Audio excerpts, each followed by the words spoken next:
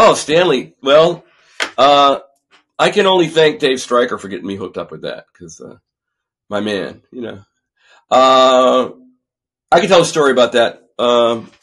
Stanley, Dave, said, "Hey, Steve, I got you on the gig with Stanley." So, be at the LaGuardia Airport for. I go to LaGuardia Airport for the flight. I get there. Dave comes out and he goes, "Steve actually has the wrong drummer. You're on. It's a different drummer on it. Sorry, man." That was my first experience. The ticket had hired somebody else. That's the way it is in this business. And I said, well, I left the airport and I go, oh, well, that's a bummer. I'm never going to play with Stanley then, so. And then about 2 months later, I get a phone call and I get a gig with Stanley to play, at the Tralfamadore in Buffalo. It was the first time I ever played with him. It was Mark Soskin on piano. Who was on bass? Scott Ambush was on bass, I think. We had Gene Carn as a guest. I know. Dave Stryker on guitar and Stanley. And that was my first hit. We did a couple of nights there in Buffalo. And that was my first time having real buffalo wings. We went to the Anchor Bar. It was the first time. It was really, really cool. It was great. And it was really cold. It was Buffalo. It was in the wintertime. And then we subsequently, after that, he started calling me more. We played at WGBH Boston. We played at the Regatta Bar for like 4 nights at the Regatta Bar, but we taped at WGBH studios for a video. And I ended up being on that video, and I remember hardly any rehearsal, and we did the video.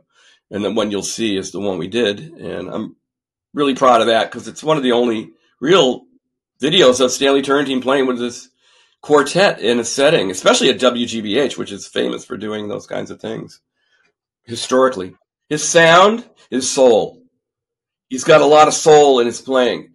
His sound is as soon as you hear him blow in the horn, you know it's him. He has a certain kind of focus to his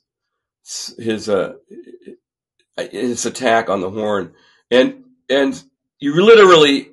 I always feel this way. Stanley doesn't even need a band. He could just play by himself. That's the thing. I got the feeling when I played with him that his swing was so deep that he carried the whole band. So I never had to really worry about making it groove because it just kind of came from him, the groove. He brought the groove with him. So, and I always try to tell my students and people that, you got to play the time. You have to carry the time. It's not just coming from the rhythm section. So, but Stanley was somebody that, when you play with him, he just carried you along. You were just swept away with this. If you played Sugar, it was just swinging, just like the record, or Mr. T, grooving right away. As soon as you hit, it's like boom, you're at CTI. That record, it's like he is just a groove meister, and he's a little different than personality than Billy Taylor. He liked me though. He seemed to like me, Stanley. We got along, he liked me.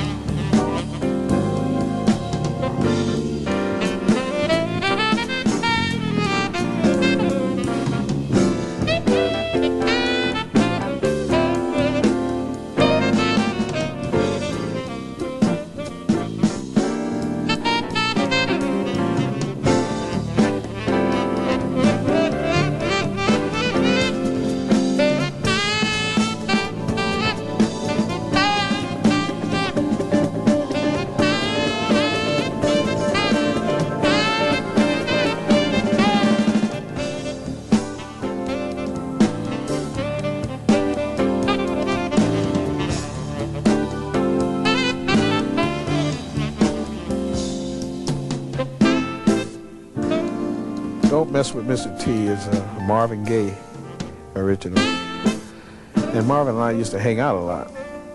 And he was telling me about a tune called Don't Mess with Mr. T. And when I was with Creed Taylor, I think Bob James is the arranger and conductor on that one. And he submitted the song, and I decided to do that song because I just really liked him, just like the rest of them.